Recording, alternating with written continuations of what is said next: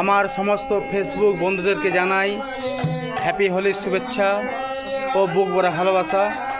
আজ হোলি উৎসব উপলক্ষে কীর্তন হচ্ছে আমাদের গ্রামে।